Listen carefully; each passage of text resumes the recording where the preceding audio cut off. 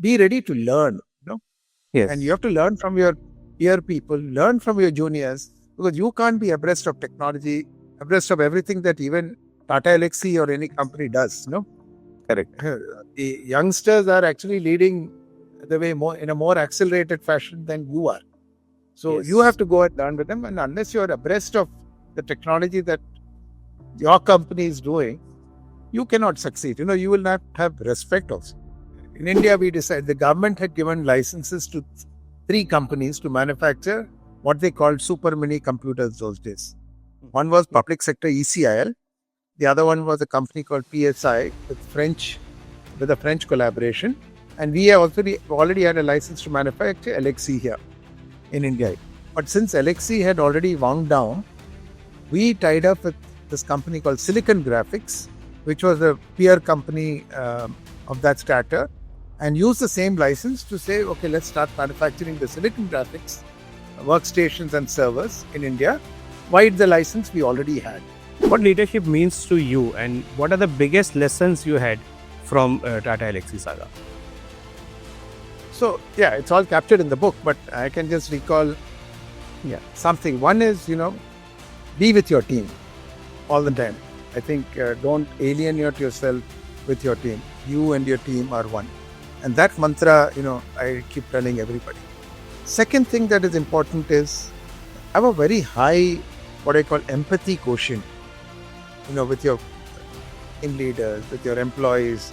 Be sensitive to who they are, what they are doing, how they are doing, because what happens is when as a company grows, as a leader, you're slowly getting detached from the rest of the team players. Your circle of influence can be only very limited. But then you have to transmit this culture of what you have to your second line of leadership so that they transfer it next line. So that strain continues. Otherwise, you lose people. People say, oh, I'm working so hard, nobody even recognizes me.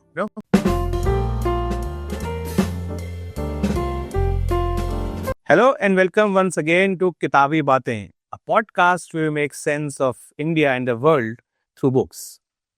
Friends, today we are talking about a Tata company which is known as Tata Elxsi. Now, when we talk about Tata, you will think about Tata Consultancy, Tata Motors or Tata Steel. And you may ask, hey, which is this company? But let me tell you, this is one of the most prominent companies of Tata Group. And not just that, it has lot many products which we come across in our daily lives in some way or the other. In short, it has a very important contribution it has made to Tata Group as well as to India. Surprisingly, and which includes me, not many people knew about this company. Luckily, we have Mr. S. Devarajan today, who is the former CEO of Tata Elxsi story, and he is the man who is credited with turning around Tata Elxsi from a loss-making company to one of the most prominent companies of the Tata Group. Mr. Devarajan, absolutely an honor to have you today on Kitabi Baatein. Thank you so much. It's my pleasure and privilege to be with you and spend the next hour with you, enjoying ourselves. Thank you so much, sir. Thank you. Before we start, I have to tell you, Mr. Devarajan is not only a tech CEO, he is also an amateur photographer. Or perhaps I should not use the word amateur because he's someone who has received 48 awards for photography. Yes. So, sir, congratulations on that. Congratulations on the book. Thank you so much. And one thing I wanted to ask, am I speaking to the tech CEO or to the photographer or both? You choose, Abhishek. You can speak to both of them together, right? Wonderful. And I had this question in mind. Being a tech CEO, being a CEO of a large company, working with people like Mr. Ratantata and steering a company through a crisis-like situation, and at the same time being a photographer who has won so many awards, how did you manage two completely different things? In fact, my hobby as a photographer started even before my job with a Tata company. Yeah. So I started very young and I was just dabbling in photography with a camera and like most kids do. Then I suddenly realized my work was getting appreciated by friends, family, and that pushes you to, achieve. I've always been one of those who like to achieve. And so I got into serious photography and In the last 15 years, it became, I don't know whether I call myself amateur or semi-professional or whatever, but I don't do it for money. But I do it sometimes for money for charity. You know. So, yeah. So last 15 years, it's been very, very serious. And it's a good work-life balance. You need some de-stress from your day job. Yeah, some kind of a serious hobby. And this is one of them. Correct. And what you see behind me are some of the international award certificates that I have received. Oh, that's really great. Yeah. So, sir, first question to begin with, one question is you left Tata Elxsi in 2001 after turning it around. And this book came out in 2025. With such a stellar record at Tata Elxsi, why this book took some 24 odd years? The book didn't take 25 years at all. I had no intention of writing any book or chronicling my story, Abhishek. So what really happened was 2025, middle of 2025, I would say May, June of 2025, I was told, or 2024 actually, yeah, and second half of 2024, I was actually approached by an investment banking company out of Mumbai who had invested into Tata Elxsi, saying they wanted to hear the Tata Elxsi story. They said, we want to hear the Tata Elxsi story. And I said, why you're asking me? Ask Manoj, who's the current CEO. He will tell you the story. Said, he only asked us to connect with you. Then I said, let me talk to Manoj. I called up Manoj and I said, what is this going on? He said, no, Dev, they want to know the early beginnings of the company and the turbulent times and all that, of which I'm not so conversant. Though Manoj was hired by me into Tata Elxsi, 27 years back. And he said, you can go and tell them. So then these guys were coming in from Bombay and they said, can we spend an hour to discuss this history of Tata Elxsi? I said, if you really want to know the full story, just spend 2 hours with me, not 1 hour. And we sat over a few cups of coffee and he recorded my story on a voice recorder. At the end of the recording, he said, Mr. Devarajan, this is not something you should take casually. You should write a book on this. I said, listen, I have no intention of writing a book. I'm happy doing what I am with my consulting and with my hobbies and all that. And I don't get onto all this with me. He said, no. This certainly has to come out as a book because it's a dramatic story that you talked about. We just dilly-dallied and I said, thank you very much. Within 2 days, that guy had gone to Penguin and talked to one of the publishing editors. And that guy that person called me and he said, I heard the voice recording. You have to pen this down as a book. So that's how it started. Then after a lot of persuasion, I signed it. And we signed the contract and I got on writing. Oh, wonderful. I think the reading community must say thanks to that investment banker who did come up with this idea as it is indeed a fascinating book. It's a company called Marcellus Investment. Marcellus, yeah. The one run by Saurabh Mukherjee. Saurabh Mukherjee, yeah. Yeah. Saurabh. Oh, wonderful. Great. Yeah. So, friends, we are talking about this book, Designed to Win, the Tata Elxsi story. Interestingly, the title is very intriguing and a very suitable title, Designed to Win, because Tata Elxsi is a design and technology firm, as we call it. And Mr. Devarajan left this company in 2001 after, as he said, steering through a crisis-like situation. And now he founded Transformation Consulting, which provides technology companies a platform to accelerate and transform their business strategies. Other than that, he's also an independent director on the board of Tata Play Limited and on the board of Prime Focus Technologies and Quest Corps. He also sits on the board of D Energy India, one of the largest VFX companies in the world.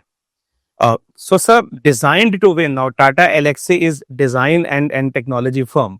As I read the book, your initial years especially in the childhood and all, they were also marked by a push towards tech and machinery. How do you think those years shaped you in, becoming what you become, a tech person and then a CEO? So, did you choose technology or do you think technology chose you? I think we chose each other. So I was very, very much of an electronics hobbyist as a kid. surprising, when I was a class 8 or something like that, I built my first small transistor radio, as they used to call it those days, where you get a medium wave broadcast, FM broadcast, that kind of stuff. My father was deeply involved in electronics, and I used to kind of go around with him and understand what he was doing. Of course, we were far apart in terms of knowledge base, but that kind of rubbed off. I don't know whether it's his carry forward into me or the DNA or what. I got very involved in technology right from when I was very young. So that led the foundation, and then you did so choosing a career in engineering. So you studied at BITS Pilani, you joined HCL, worked there for a couple. I studied at IIT Kharagpur. I'm sorry, I studied at IIT Kharagpur. Yes, sorry for that. Yeah. So studied at IIT, and then you moved to HCL, started a career there, and you worked in Delhi, I think, if I'm not wrong. Delhi, Kolkata, Chennai. Right. So, wanted to ask, how was working in a tech company look like that point of time, and how did it shape your foundation, your career as a tech person? Because technology today was is very different compared to what we had a couple of decades back. So how was it working like that in those times? So it was state of the art. See, even then, technology was state of the art. Though HCL, I was, I think, the 70th or 75th employee of HCL, those days, as a campus recruit. And funnily, a company like HCL, which was very new, 2 years old in the market, hired only engineers from IITs those days. Most people who were hired into even sales and marketing, like me, were hired from IITs and IIMs. Right. So technology those days was so niche and so not available in the market. We had to create that market even then. What we did at Tata Elxsi recently was something one did even then. People never knew what computers were, Right. There were only, when I joined HCL, there was a half-page ad they released about 4 or 5 months after I joined, saying HCL has now installed 13 computer systems in the country. 13. So that was the kind of proliferation those days. So a common industrialist, a businessman didn't know what a computer was, what it could do. It was like a hidden monster somewhere, Yeah. So we had to actually educate the market, teach them what computerization is, what are the benefits it brings to you, what we can do for them. And so the marketing and pre-sale activities was very heavy even then. And continued right through my life and wherever it was actually. Yeah. Yeah. So you mentioned at the time of placements, you were very upfront about this, that you are not the core tech guy and you will be more suitable for a career in sales and marketing. That's what you think. So, no, I was a core tech guy, but what? Yeah, but see, those days when you graduate, let's go back a little more. All children are either made to be, at least sons are made to be engineers or doctors. Or doctors. Yeah, engineers or doctors. If you can't do that, okay, try becoming a chartered accountant, try becoming a lawyer. They were all lower in the rung. Today, it's, very different. The model is very different. So, I became an engineer by happenstance, and I wanted to be an engineer. So, I became an engineer. But when I was graduating and all these campus interviews were coming, I was trying to see, what am I cut out for? Just because I'm an engineer, I could be cut out for different kind of things where I could use my skills amicably and appropriately. Right. I realized I was not cut out for R&D. I was not a kind of guy who would sit at a desk, sit with some instruments, sit with some computers and kind of work and whole day, 10 hours a day, 12 hours a day, do some research. I'm not that. I'm a very outgoing kind of guy, want to meet people, be in the environment rather than be in my shell.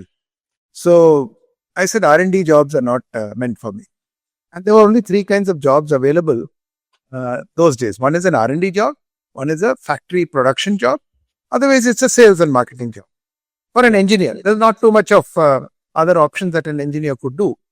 And again, I thought, so R&D, since it was not my forte, I said, production factory floor. I said, you have to regularify 8-hour shifts, and then you work on machines. And is that me? I'd like to play around with them, but would I like to take it as my career? No. My third choice was sales and marketing. I felt that is my calling. I like to meet people. I like to, sell technology. I'd like to kind of much more gregarious as a person. So I said, sales and marketing could be my cup of tea. Right. So it was a choice by rejecting two choices rather than accepting this as a choice, Right. And it worked out fine for me. No regrets at all. Of course. Of course. So I think that also shows that, at that age when career options are limited, you had this clarity, something which is missing even today in people. They say we spend years at a job, we really don't know whether we wanted to do this. And you had that clarity. So that's really fantastic that you wanted to choose a specific career. So then HCL happened, and after some time you joined some other firms as well, not a very long tenure. When you joined Tata Elxsi, so the starting of Tata Elxsi also has a very interesting story. So it was started by Mr. Thampi Thomas, who was a co-founder of Elxsi, and this was one of the first startups you mentioned by an Indian in US, a computer-based first computer company founded by an Indian in the US. By an Indian. First computer company, not startup. They would have been other startups. Right. First computer company founded by, Right. Interestingly, I guess how many actually know this, but yeah, so that happened, and the deal with Tata also happened in quite an interesting way. How Mr. Ratan Tata, met, and he was quite fascinated by the idea. And as you mentioned, it was like the first investment made by Tata in a company, in a tech company in Elxsi. And two questions here. First is how that process, if you'd like to tell us for the viewers, how that exactly happened. And secondly, why you think Tata already had TCS? Why you think Mr. Ratan Tata and other senior management would have decided that we go for this Tata Elxsi partnership? So let's go, wheel back to TCS. TCS, what was it doing those days? Those days, software exports were still not so popular or not done by too many companies. So TCS actually was a services company writing software and managing the applications of other Tata companies in India. So all the IT work for other Tata companies, they would do, like, payroll processing. They would do the stock market and do all the stock market share accounting work. So those kind of work, that is business applications for Tata companies and not non-Tata companies, for banks, is what TCS used to do. Later on, they used that strength and leveraged into the global market. So initially, TCS was doing this kind of stuff for the global market also, managing the BFSI, the business finance markets for the in the global space, accounting packages, MIS packages for the global marketplace. So Tata Elxsi was very different. So when you say what was the interest of Mr. Tata towards Tata Elxsi, in the business side, in the enterprise side, TCS was already well entrenched. Here was a company into computers, designing and manufacturing very high performance computers. And it was something that Tata wanted as a technology. Saying, can we kind of absorb all this and develop ourselves? But American philosophy was that this technology cannot be handed over to India. No, because India-US relationships were not great. Those were not that great. Second is, if there was high-tech work going to happen in India, the government of India also was very closely held. They said this could be only done by public sector companies, not by private enterprises. So both being what it is, when Tata's invested in Elxsi, they founded this company and said, okay, we will start learning this technology and move this funded entity into Singapore as Tata Elxsi Singapore. Yes. Near shore. And the arrangement was, after funding Elxsi there, the arrangement was that technology will be available for India to service the Asian markets, while Elxsi in the US would service the Europe and American markets. So the same computers, the R&D was going on. It was manufactured simultaneously in Singapore and in US. It is very rare to see that kind of marriage, Exactly. But however, And then, however, what happened was the technology advances so fast that Tata Elxsi in the US kind of lost out to new chip technologies that came, CPU technology, the risk areas and all that. So we could not compete, and it was finally acquired by Trilogy Systems, and Elxsi ceased to exist. But during its time, it was far ahead of you know every generation in computing technology. absolutely. And I think it was that So point of see, time when you had a discussion with Mr. Tata whether to continue the name at Tata Elxsi no, that came much or later, much later, much later. much later. So then, in India, we decided the government had given licenses to three companies to manufacture what they called super mini computers those days. One was public sector ECIL. The other one was a company called PSI with a French collaboration. And we already had a license to manufacture Elxsi here in India. But since Elxsi had already wound down, we tied up with this company called Silicon Graphics, which was a peer company of that strata, and used the same license to say, okay, let's start manufacturing the Silicon Graphics workstations and servers in India. Why the license we already had? Right. So in that process, Tata Elxsi moved to India, and it also shut down in the US, so shut down in India. And we moved into uh, Silicon Graphics workstations and servers to be manufactured out of India. That is the journey. Right. In doing so, what happened? In doing so, what happened? To move Tata Elxsi to India, we had to pay heavy royalty fees. We had to pay know-how fees. We had to buy the manufacturing kits, all the assembly line, whatever is required for production, and Elxsi kits which we would assemble here. So a lot of investment went into doing all that. But then when Elxsi closed down, these were all investments which are of no use anymore. Few of those we made and sold. Rest of it was all dud stock, as you call. And all our equity had already gone into buying all that. Yes. Then we decided to, okay, when we tied up with Silicon Graphics, we said, we paid technology know-how fees. Again, we paid royalty for manufacturing. We imported all the manufacturing gear. We imported kits to manufacture SGI machines. When we started doing that, and that involved a hell of a lot of investment. And when we started doing that, 1992, the markets opened up for India. The liberalization policy was unveiled by Mr. P.V. Narasimha Rao, who was the then Prime Minister. And they said easy imports for everything. So we were stuck with so much of capital goods and kits, and it was all not required because we could import the latest of technology from overseas.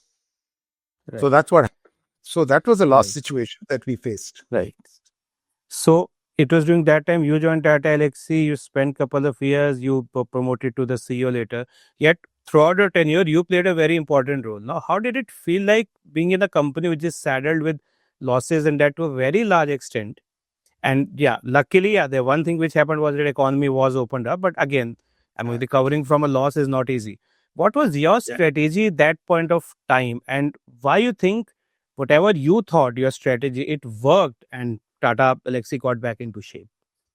So I was called by Mr. F.C. Kohli, who was founder of TCS, is known as the father of the IT industry in India. Yes. And he was also chairman of Tata Elxsi India those days. So he called me and we had an interview together, and he said, like Houston, we have a problem. He said, Devarajan, we have a problem. Elxsi is in doldrums. We are doing very badly. Yes. And we would like you to come and turn around this company, do whatever it takes to make this place succeed. I'm here to back you. I'm here to support you. Can you do it for us? So when you are sitting face to face with Mr. F.C. Kohli, and he makes this, I wouldn't say request, this demand of you, It's a very prestigious thing, you know. It is not too many people can say that Mr. Kohli asked me to join and do this thing. So I took it up as a challenge for myself. I said, he has asked me, how can I say no to him? You know, I don't want to say no to him. Let me see what can be done. I'm sure there are ways and means to turn this company and make it successful. With that, you know, grit, I kind of said, okay, and I joined the company. Wonderful. So I knew where I was walking into, Yeah. you know. So when it came to, running the company, I noticed that there were several partnerships you talked about with the Crest Industries or with the Prasad Center for VFX and all. How did all these partnerships panned out, and how you think they contributed to the overall success you had at Okay. Elxsi? Okay, these were all created. So what happened was, so when we had to turn around this company, I decided we will do something very different. So we will not follow the likes of Wipro and Infosys and TCS and HCL, which were already kind of stable IT companies in India. So I wanted to do something different. And the reason for that was those days when I look back, Mr. Ratan Tata used to call for a CEO's conference, strategic conference every year. And we used to spend 2 days in a strategic offsite. And the keynote that he addressed in that one, I remember, he said, and we were 89 CEOs of, Tata, 89 Tata companies there huddled together.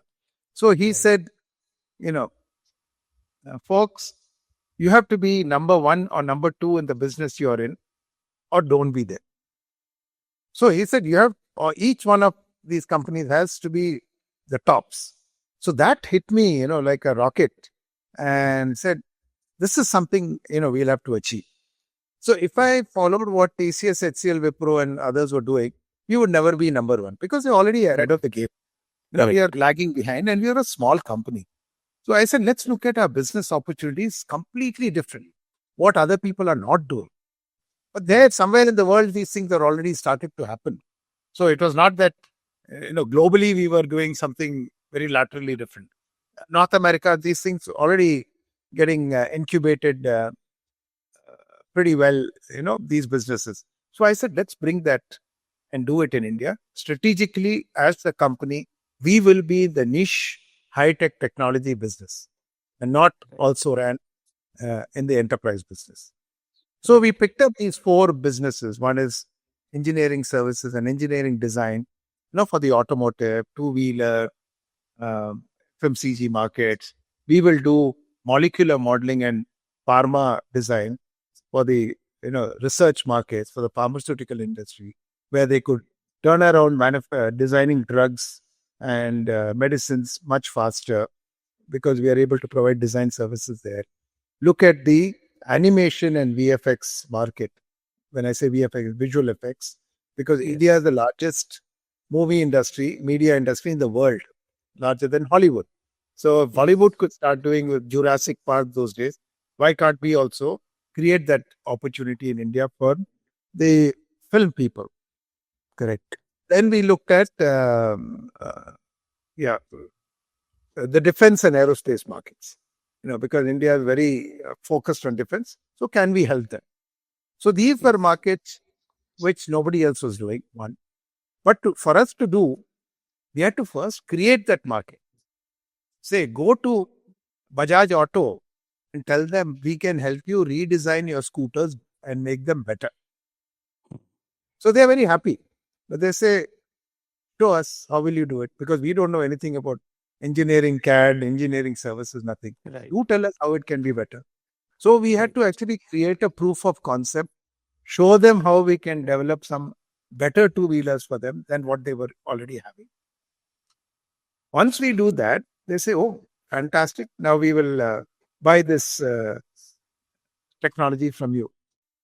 But Devarajan, we have nobody to operate all this. You guys know how to do it. You all did it, showed it to me. But if I buy all this stuff, who will do it for me? So we had to go about training their people. Right. And we started creating institutes for training to develop these people and churn them out into the market. So it was a full 360 that we had to do before the customers started becoming productive. So you had the supply, but you also had to create the demand for Demand, that supply. demand was also created, but how Yeah. do they execute? Na? Right. How do they execute? Yeah. Right. That was definitely challenging. Now you wanted to do something different, as you said. You definitely did that brilliantly. How difficult was it for you to, I mean, to convince, say, the leadership? How open was Mr. Tata? Although he was very enthusiastic, but taking a different path is always challenging because results do not come very quickly. And there were issues as well. Once it so happened that the salaries were delayed by about a week and all. Yet there was hardly any attrition in the company. That I believe it's easy to say that I'm doing different, but very difficult to convince others to believe in your story. So how you think that happened? And how was the support from the Tata leadership at that point of time? So there are three broad, prongs to what you said. One is my leadership, my superiors. Two is my team. Three is my customer. All these three have to be in sync for this to succeed. Correct? Right. So first is let's start with my superiors. My chairman and board of directors were very encouraging, and they said, if you have a strategy and if you have a plan, please execute on it. We will monitor the outcome, the results. So you tell me when you can achieve what you're saying you will achieve. When will you do all these things? So we went to the drawing board and created some broad business plans and said, yeah, in so and so time frame, we'll be starting to move uphill. And the way Tata's work, they're very autonomous in some of these things. They give you the accountability and they just review the outcomes. They will not micromanage and say, you said you will do this next month. You didn't do this, you did this, you didn't do this. No. They are very, very autonomous that way. They ensure that the leadership gets full support and then don't interfere. So that was the blessing from upstairs. Then if you take my customers, they were very convinced of what we wanted to do, but they had the hurdles that we helped them cross. Like I said, the people, the resources, and even how it is to be done. They agree with the solution, but they wanted the process, which we helped them. Most important is my team. So as a leader, I think it is very important you keep your team together all the time. Yes. And for that, it is not dictatorial. No, it's not say, I'm the leader and you guys have to listen to me. It doesn't work that way. Right. It's like playing a game of cricket or football. We have to play together. Captain also plays. The players also play. We all play together. We are all one team. We work like one family, very large family. And they were also so excited with all the new technologies that we are working on, leading edge, which nobody else was working on. And they said, Dave, let's make it work. We are with you. And that was the best support I had. And I was very, very close to them. Every individual I used to, engage with. And they also realized this kind of work they cannot do with any other company. It's impossible. This leading edge technology, they cannot dabble anywhere else.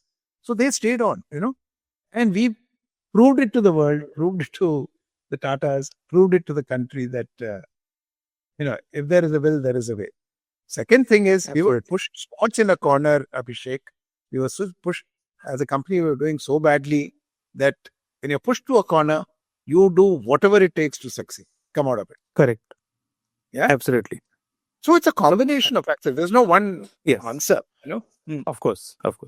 So one of the things in your journey is that you took Tata Elxsi to many countries. It kind of became global in that sense. I think one of the highlights was that when your product Maya was viewed by Mr. Jobs, Steve Jobs, at the Worldwide Developer Conference, and he was very fascinated by it. If you can tell about that specific instance, that someone like Mr. Steve Jobs was fascinated by an Indian product, how was that?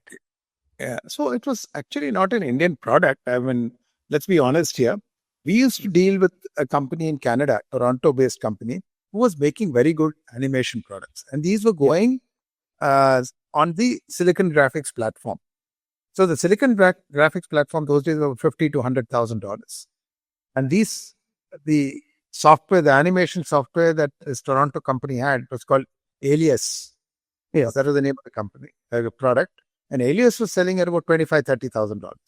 So the solution that the customer had to buy was close to 100,000 plus US dollars. It's a lot of money.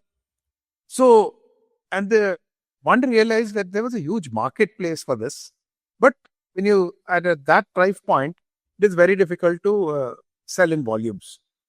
But then, by then, what happened was the very high-end, powerful PCs started entering the market, global market, with very powerful graphic cards. NVIDIA came in with graphic cards and all that.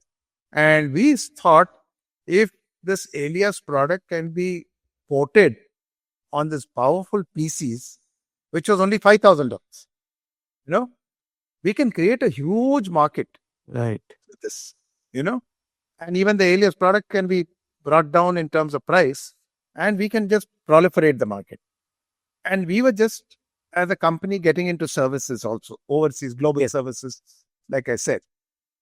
So one trip to Canada, I went and met the CEO of Alias Wavefront, that was the company was called. Yeah. And I said, we want to get into the software services business. And we've been working with you as a company for so many years. So there's a trust between you and us. What can we do for you? And then he also came out with this idea that we talked about. And I said, we can do it for you in India.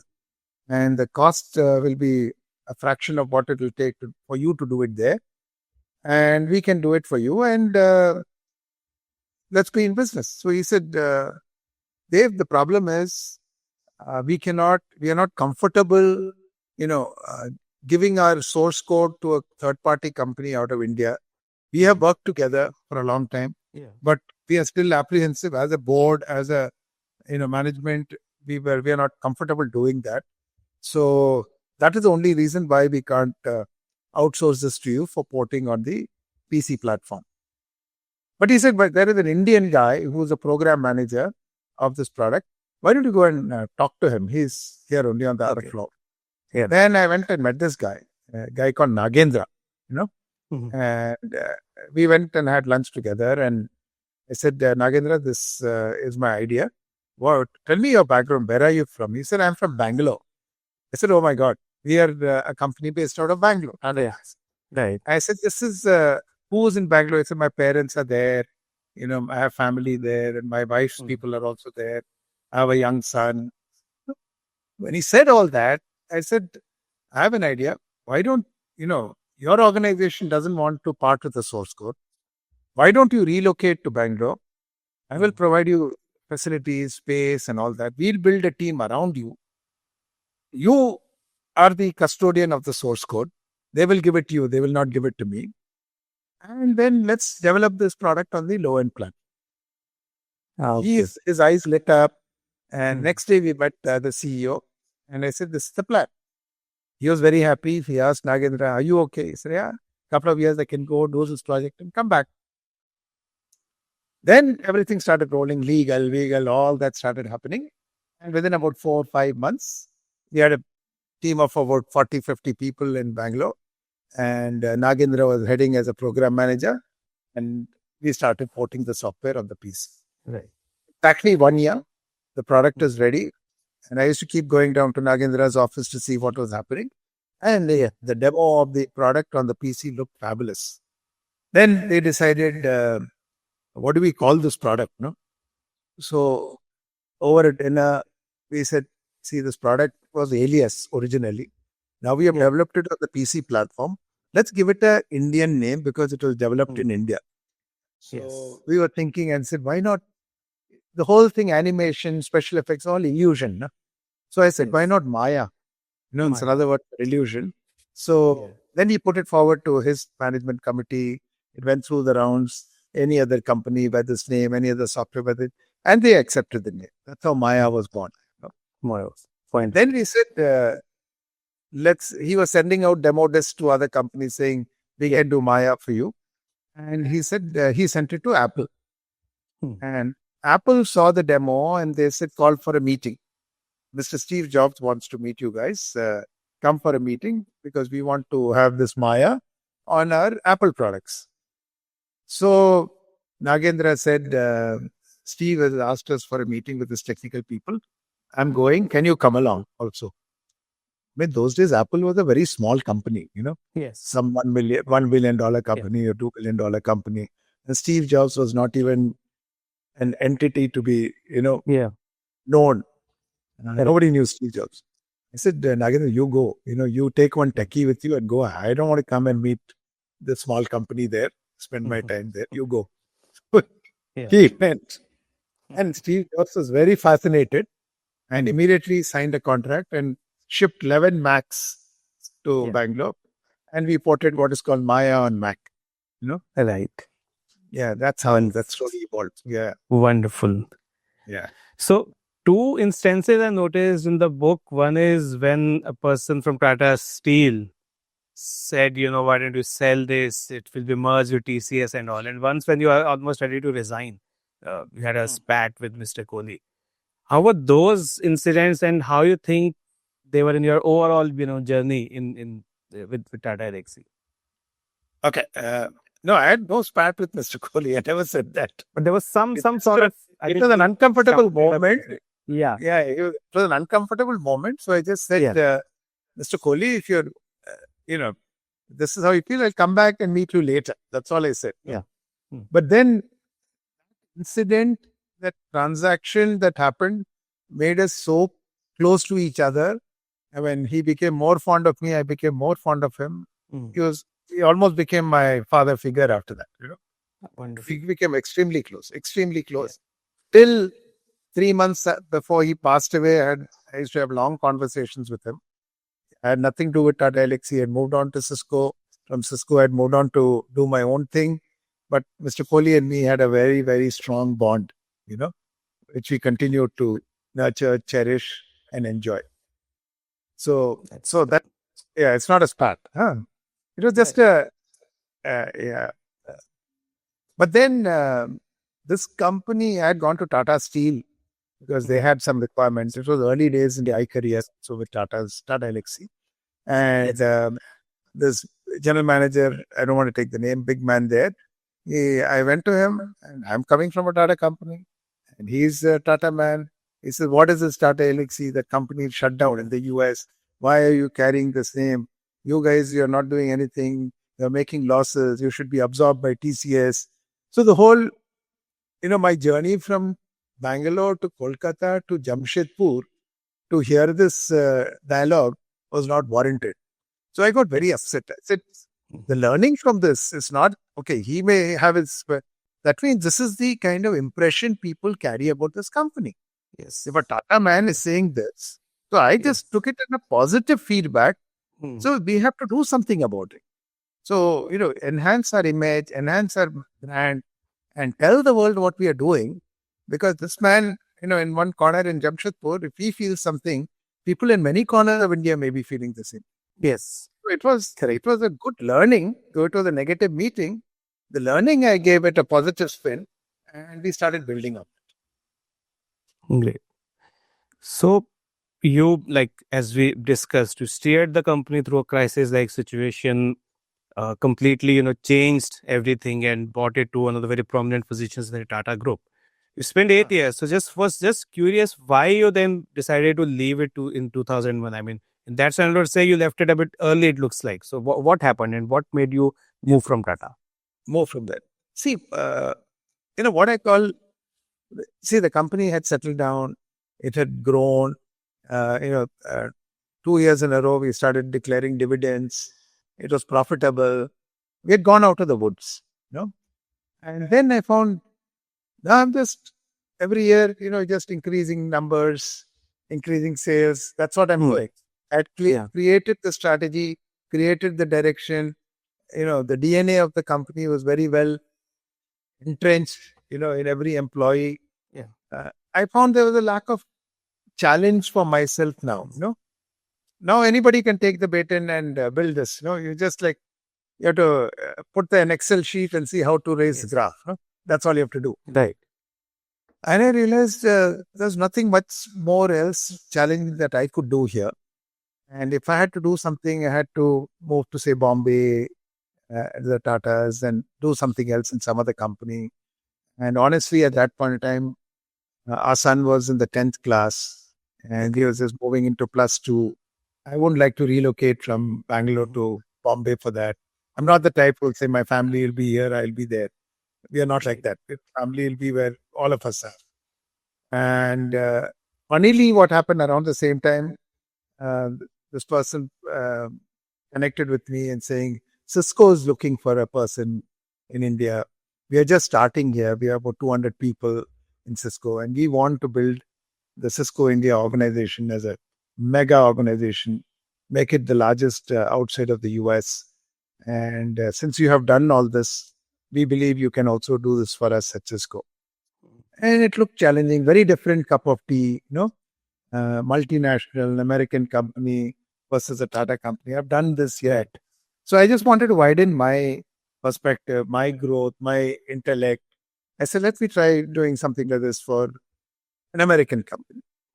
And my exit from Tata Elxsi was extremely cordial. There was absolutely no bad blood. And my chairman, actually, I touched his feet before I left and I said, I need your blessings. He said, it's always there. The one interesting anecdote, which I will never forget, I keep relating to that, is Mr. Kohli said, so you're going to Cisco, remember us, huh? Don't forget. I said, how can I forget you all? I said, no, get us some business from Cisco also for servicing Cisco. I said, sure. And I did. Hey, I did. We had about 1,500 people at TCS working for Cisco, finally. And then he said, are they going to give you a car? I said, yes, Mr. Kohli, they're going to give me a car. What car are they giving you? I said, similar to what I'm driving now. But it'll take you about 2 months, by the time you join there. In those days, there was waiting time for cars. No? Yes. So he said, by the time you join, it'll take about a couple of months before you get a car. I said, yeah, I know. Now, do one thing. Keep this car that you have, company car that you have, till you get your Cisco car. Oh, wonderful. Leaving the company, they're saying keep the Tata Elxsi car with you till you get a car from Cisco. And will anybody do that today? Can you ever imagine some transaction like that? Not at all. No, Not at all. not at all. Not at all. Yeah. That's really nice. So, decades spent in leadership, leading companies from the front, and you dedicated a chapter on leadership. What are your first of all? What leadership means to you? Someone who has actually led the company that to the crisis situation. What leadership means to you, and what are the biggest lessons you had from Tata Elxsi saga? So, yeah, it's all captured in the book, but I can just recall something. One is, be with your team all the time. I think don't alienate yourself with your team. You and your team are one. And that mantra, I keep telling everybody. Second thing that is important is have a very high, what I call empathy quotient, with your team leaders, with your employees. Be sensitive to who they are, what they are doing, how they are doing, because what happens is when, as a company grows, as a leader, you're slowly getting detached from the rest of the team players. Your circle of influence can be only very limited. But then you have to transmit this culture of what you have to your second line of leadership so that they transfer it next line. So that strain continues. Otherwise, you lose people. People say, oh, I'm working so hard, nobody even recognizes me. So I remember when I was holding the leadership position, I would never call a co-employee on the intercom saying, ask him something. I would just walk across to his office, to his cubicle, to his desk, and say, hey, listen, I want to understand a little more about this. So what happened here? Right. And in the Face-to-face interaction is it is all the time. And a minute or so, ask him about his family. You get to know everybody as not employees, but as, co-human beings, and encourage that, emotional quotient or empathy quotient with your employee. That is important. The other aspect, which is I see is happening very rampantly today, which needs to be corrected, is there's this mantra about 70% of your awake time, you're at office, you're at work. Yes. And Correct. in that 70% of your time, if you're not happy doing what you're happy doing, then something is wrong somewhere, Yes. And according to me, people work for people. They don't work for companies. People Correct. work for I have a good boss. I don't mind continuing to work with them. They, finally, when they're leaving, they will tell the HR guy, I'm leaving because I got a 20% increase in salary. Why did he get a 20% increase? Because he's leaving because he's unhappy with his boss, not because he's unhappy with the company. Company has nothing to do with it. His boss has not treated him well. Something went wrong. So he's unhappy with the boss. So he starts looking out. And when he's looking out, if somebody has to hire him, they have to pay him more than what he's getting here. Otherwise, why will he go? Okay. So when that 70% of your time you're not happy, it could be for multiple reasons. One is boss. Two is maybe you're doing the wrong thing. You're not cut out for the job you're doing. And you're doing it out of compulsion because your company, your leader made you do that. Yes. If that is so, I think if these are the circumstances, you should quit. Otherwise, you're creating that negativity around you and your team and making everybody, negative. So talk to your leader, talk to your manager and say, can I do something else? I'm capable of doing that job better than what I'm doing today. Please give me a role change so that you become happier, you become more productive, and the company benefits from it. So these are HR principles that, see, HR is very important and HR is too big a job to leave it to the HR manager alone. Everybody should be an HR manager, and ensure that these things are carried out, And these are some of the aspects of leadership that one should follow, and always be ready to learn, And you have to learn from your peer people, learn from your juniors, because you can't be abreast of technology, abreast of everything that even Tata Elxsi or any company does, Correct. The youngsters are actually leading the way in a more accelerated fashion than you are. So you have to go and learn with them. And unless you're abreast of the technology that your company is doing, you cannot succeed. You will not have respect also. They'll say this guy doesn't know anything. So you have to be abreast, on top of things all the time. Correct. So see, these are some of the learnings, and more of it is there in the book anyway. So yes, of course.